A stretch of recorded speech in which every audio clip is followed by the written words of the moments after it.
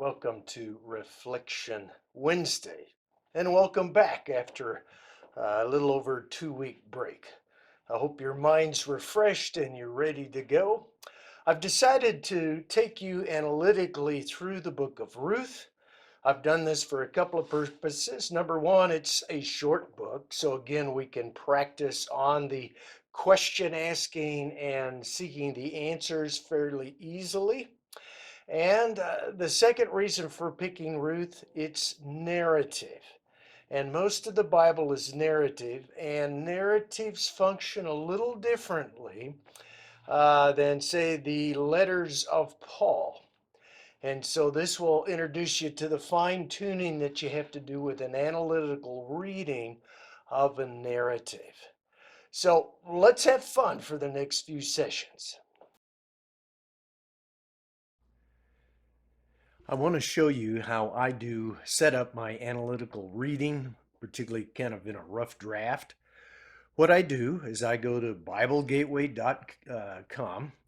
I select the translation that I'm going to just kind of basically go through the book of Ruth, and I copy it, put it on a page.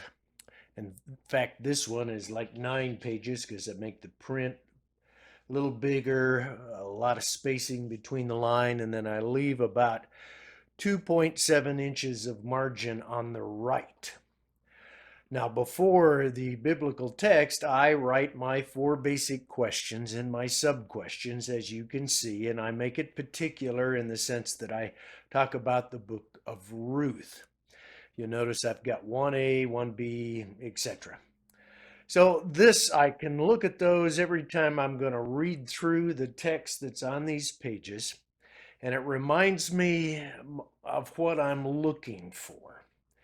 And this is just a quick way that I can make all kinds of notes. I don't have to worry about whether they make sense, whether I'm the only person who can read my scribbling. But later I will go through here and fine tune my notes. But just to give you an idea of what I do.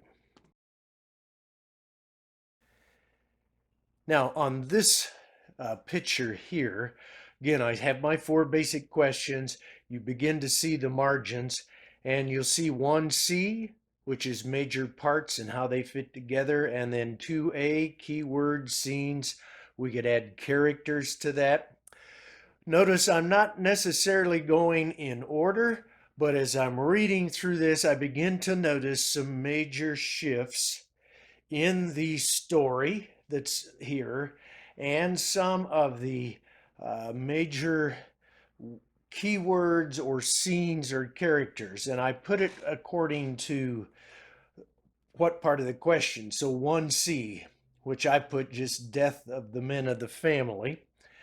Later on, when Naomi decides to come back, I'll put another 1C right next to when that occurs and says Naomi decides to return to Israel.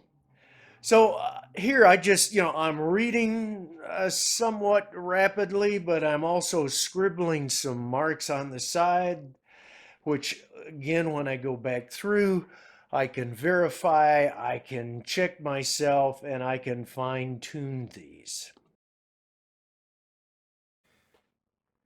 Whether you follow my printout type of setting up for analytical reading, that's up to you. But what I'd like you to do before our next session, which happens to be tomorrow, I'd like for you to read through Ruth.